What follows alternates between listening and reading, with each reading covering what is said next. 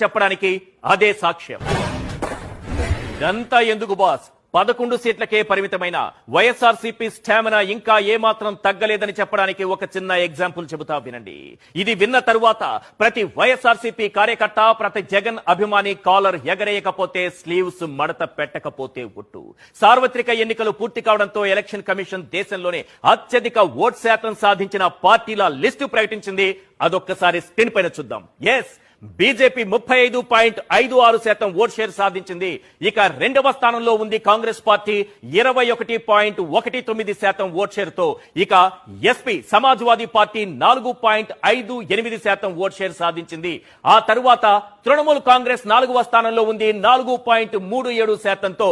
ఇప్పుడు చూడండి, 5వ స్థానంలో, దేశంలోనే 5వ స్థానంలో వైఎస్ఆర్సీపీ ఉంది. 2.06% ఓట్ షేర్ సాధించింది. ఇక 6వ స్థానంలో బీఎస్పీ ఉంది.